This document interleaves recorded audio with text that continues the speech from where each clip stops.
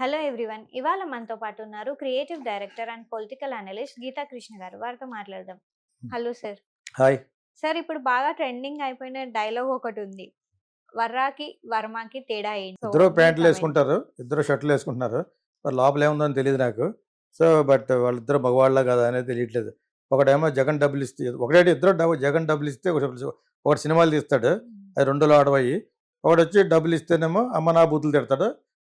వీళ్ళని ఎవరు, తెలుగుదేశం వాళ్ళని, తెలుగుదేశం అంటే ఎవరో చంద్రబాబు నాయుడు గారిని, లోకేష్ని, వాళ్ళ ఫ్యామిలీని, పవన్ కళ్యాణ్ని, వాళ్ళ ఫ్యామిలీని. అంతే కదా వీళ్ళ డ్యూటీ. అయితే ఇవన్నీ చేయించిన వాళ్ళు ఎవరు? అక్కడ ఉన్న అవినాష్ రెడ్డి, భారతీ రెడ్డి యొక్క సెక్రటరీయే వర్రా అన్నవాడేనా, అటు వర్రా రవీందర్ రెడ్డి అని వాడిని కాళ్ళు ఎరదా డబ్బాలు పెట్టారు. వాడు పెట్టిన పోస్టులు ఇలాంటి షిట్ తినమాట తింటావా? అవినాష్ రెడ్డి ఎవడన్నా బుద్ధి ఉందా? ఆడికి సిగ్గుందా? ఆడు పెళ్ళాను అని మనం ఆడి పెళ్ళానికి పెట్టరు నువ్వు. అదేవిధంగా జగన్ పెళ్ళానికి పెట్టు. Why are putting to these people పోస్టులు తమాషాగా ఉందా? అదేవిధంగా వీళ్ళు పెట్టినా కూడా వాళ్ళ మీద కేసులేయాలి. ఇప్పుడు కూటమి, అప్పుడు తెలుగుదేశం, జనసేనలో ఉన్న వాళ్ళు ఎవరిని పెడితే వాళ్ళ మీద కూడా కేసులేయాలి. నేను మాట్లాడేది మిగతా వాళ్ళు మాట్లాడలేదులా ఉండకూడదు. నేను న్యాయంగానే ప్రజల తరపున మాట్లాడతాను. వీళ్ళందరూ పెడతారు వీళ్ళు గవర్నమెంట్ అని చెప్పేసి, వాళ్ళు మాట్లాడారు, వాళ్ళు కూడా చెత్తగా పెట్టారు. అవన్నీ బయటికి యూట్యూబ్ ఉంటుంది కదా, యూట్యూబ్ ఉంటుంది, వాళ్ళు డిలీట్ చేసినా ఉంటుంది, తమ్ముళ్ళు మార్చినా ఉంటుంది, ఒరిజినల్ రిట్రీవ్ చేసుకోవచ్చు. తెలియకపోతే చెప్తున్నాను. యాక్చువల్గా వీళ్ళ పెట్టాలి, వాళ్ళ పెట్టాలి.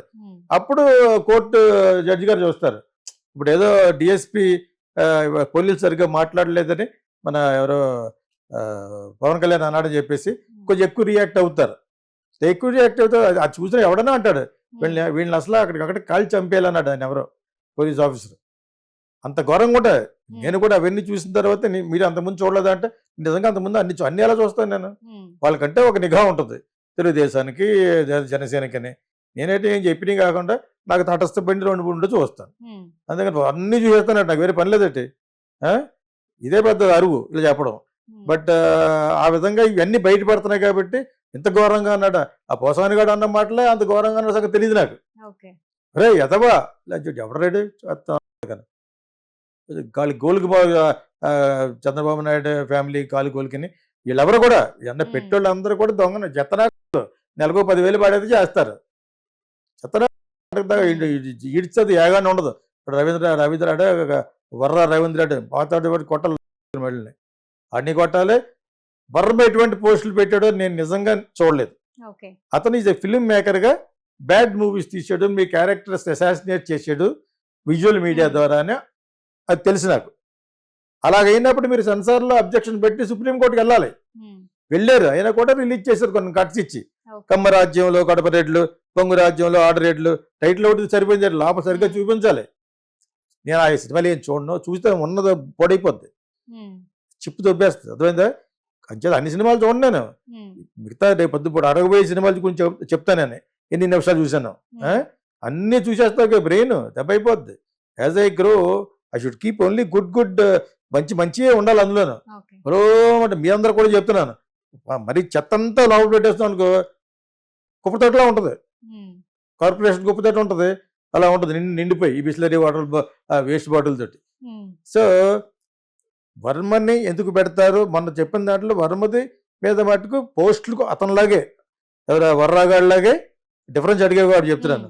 అంత పవర్ఫుల్గా, అంత దరిద్రంగా, అంత దాన్ని ఏమంటారు ఫిల్తీ లాంగ్వేజ్లో కానీ ఉంటే ఇతన్ని పెట్టాలి, ఇద్దరిని కూడా థర్డ్ డిగ్రీ కొట్టాలి. ఇతను అటువంటి పెట్టినట్టుగా నేను ఎక్కడ చూడలేదు. సినిమా తీసాడు, పప్పు అన్నాడు, అది అన్నాడు, ఇది అన్నాడు, వాళ్ళని కొంచెం ఇన్సల్టింగ్గా మాట్లాడాడు. ఏదో నెగిటివ్గా మాట్లాడితే మనకు ఆ పక్క వాళ్ళకి 10 మంది వస్తారు, వచ్చిన వాడిని ఎవరిని వదలకుండా తనకు 10 లక్షలు పెట్టించి సినిమా తీసేస్తాడు. ఎవడు గొడవ వాడిది ఇక్కడ, వీడిది చీఫ్ ఫెయిల్ అయిపోయాడు. ఒకప్పుడు మంచి సినిమాలు తీసినా కూడాను. సో బట్ ఇతను పెట్టిన పోస్టులు అంత గౌరవమైన పోస్టులు నేనైతే చూడలేదు. ఆ డిఫరెన్స్ నాకు వరకు తెలిసిన డిఫరెన్స్ ఏంటంటే ఆ ప్రకారంగా సినిమాలు తీసాడు. సినిమాలు ఒక ఆధారంగానే మీరు కేసులు పెట్టేసి థర్డ్ డిగ్రీ ఉపయోగించలేరు. Is a film maker has got the freedom. ఆ ఫ్రీడమ్ని కరెక్ట్ కాదు అని నిలిపేసిన సినిమాలు కూడా చెప్పాను. కుట్ర పత్రిక అని సెలవుమని డైరెక్ట్ చేశాడు 30 ఏళ్ల క్రితం, దాన్ని ఆపేశారు రాజీవ్ గాంధీ మటర్ మీద దేని మీద తీస్తాను. ఓకే, సో అదే విధంగా ఇప్పుడు ఇందులో కంగనా రావు తీసే దాంట్లో చాలా కట్స్ ఇస్తున్నారు. ఓకే. ఇందిరాగాంధీ మీద తీస్తున్నారు కదా, ఉమ్, ఇందిరాగాంధీ ఆవిడ యొక్క బయోగ్రఫీ. ఆ స్టేజ్లో ఆపాలి. అంతేగాని ఇతను వీళ్ళలాగా అంత ఫిల్తీ లాంగ్వేజ్ వాడినట్టుగా నేను చదవలేదు మరి. ఉమ్, ఒకవేళ అటువంటి పోస్టులు ఉంటే అతనే పెడతారు. సినిమాల ద్వారానైతే మటుకు స్టేషన్ పిలుస్తారు, ఇన్సల్ట్ చేస్తారు, ఎఫ్ఐఆర్ చేస్తారు, వేరే కంట్రీకి వెళ్లకుండా ఉమ్, అవన్నీ కూడా చేస్తారు. ఇవన్నీ చేస్తారు. ఎందుకంటే ఏదో విధంగా అతను బాధ పెట్టే విషయాలు అన్నీ చేస్తాడు. ఓకే. అతను అర్జెంటుగా ఫారెన్ కంట్రీ ఇది ఏమీ లేదు, లుకౌట్ నోటీస్ ఉమ్, ఇచ్చినా కూడా అతను డెన్నా బొన్నా కూర్చుంటాడు. అంచేత అతనికి వచ్చిన నష్టమే లేదు కానీ నేను అనుకోవటం. ఉమ్, కానీ అతను పెట్టిన పోస్టులు ఇంత ఘోరంగా ఉన్నాయో లేదనేది మటుకు నాకు తెలియదు. ఓకే. వాడు అలా కాదు, వాడు పెట్టి అసలు వాడు ఉన్నాడని తెలిసి వాడు భారతీయ రాజు కాదు, భారతీ రెడ్డికి అసిస్టెంట్ అన్న సంగతే సోషల్ మీడియా ద్వారా ఇప్పుడు తెలిసింది నాకు. ఈజ్ గుడ్ బాయ్ ఇంట్లో పెట్టుకో, నీ మీద రాయించుకో సరదాగా బూతులు, నీ మీద, మీ ఆయన మీద, మీ సిస్టర్ల మీద రాయించుకో. Who is good boy here and who is bad boy? చూసే వాళ్ళందరూ మీ అందరూ బ్యాడ్ బాయ్లా? Um, what the hell is this? వాడు మాట్లాడడానికి అర్థం లేదు. Your family is a factionist family, your all murders. So వాళ్ళు మిగతా వాళ్ళందరినీ తయారు చేశాడు. ఉమ్, ఎంతలా తయారు చేశారు? ఇన్ని ఏదో పని చేసిన అవినాష్ రెడ్డి గెలిపించారు. ఇంకా అంతకంటే ఆ కడప ఆ సైడ్ వాళ్ళని అసలు ఏమనాలో కూడా నాకు అర్థం అవ్వలేదు. ఓకే.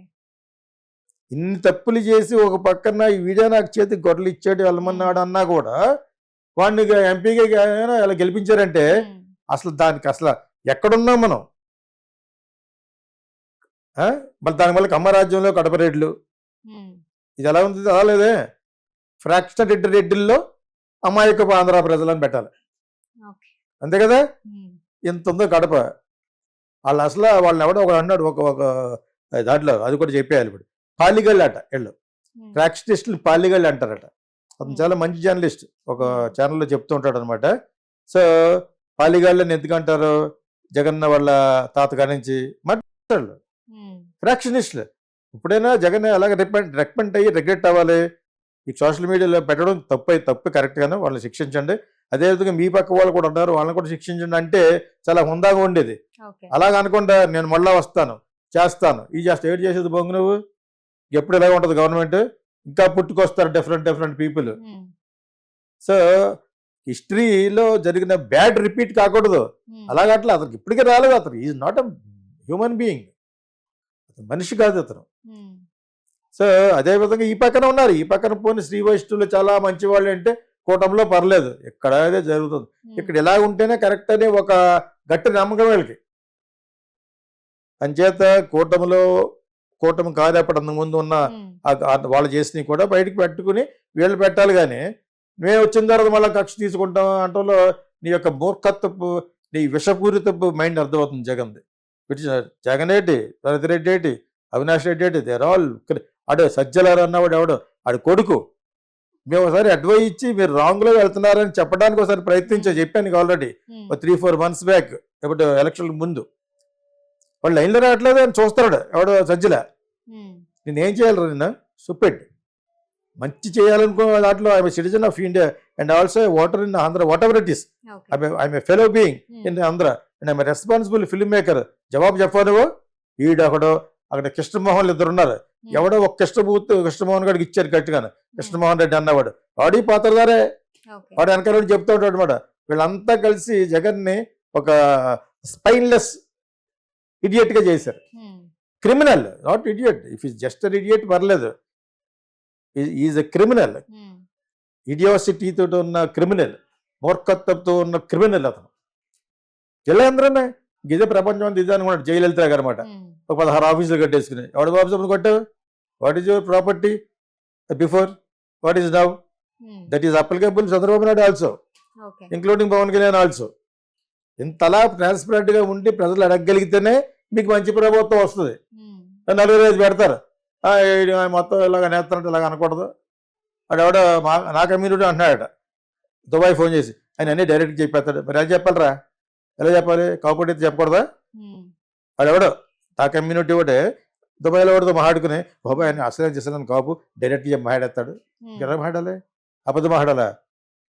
అటువంటి యాటిట్యూడ్ అంటే మీకు ప్రభుత్వం మంచి ప్రభుత్వం ఎలా వస్తుంది? ఉమ్, వాళ్ళే రిపీట్ అవుతూ ఉంటారు. People history will repeat. కరెక్ట్గా మాట్లాడి అది అందరికీ తెలియపరిచి ప్రజల్లో కూడా చైతన్యం తెప్పించి ప్రజల్లో ఒక విప్లవం తీసుకురాగలిగితేనే నీకు గవర్నమెంట్ మారుద్ది, మంచిగా భయపడతారు. ఎవడన్నా అధికారంలోకి వచ్చాడంటే వాడు నో వెంటనే కక్ష ఇచ్చేసుకోవడం, ఇది చేసేసుకోవడం. లేడీస్ అయితే శారీస్ మేకప్లు ఇవన్నీ వేసుకోవడం వెళ్ళటం. ప్రభుత్వ పరిపాలన లేదు అది. నేను ఎవరిని అంటున్నారో అందరికీ తెలుసు. వాళ్ళ గవర్నమెంట్లో ఎలా ఉన్నారు, వీళ్ళ గవర్నమెంట్లో కూడా అలా ఉన్నారు. డ్రెస్సింగ్ పెరేడ్ అనమాట, ఫ్యాషన్ పెరేడ్. వాడైతే డబ్బులు ఏరుకోవడం అనమాట. ఎవడ కాడే ఇసుక మీద ఇంత గొడవ పెడితే వీళ్ళు ఈ గవర్నమెంట్ వచ్చిన తర్వాత చేసిందంటే మనం ఇసుక ఉందే, జగన్ అలా చేస్తాడు ఇలా చేస్తాడు అని చెప్పి వీళ్ళ గవర్నమెంట్ వచ్చిన కానీ అమ్ముకున్నదంతా బ్లాకే.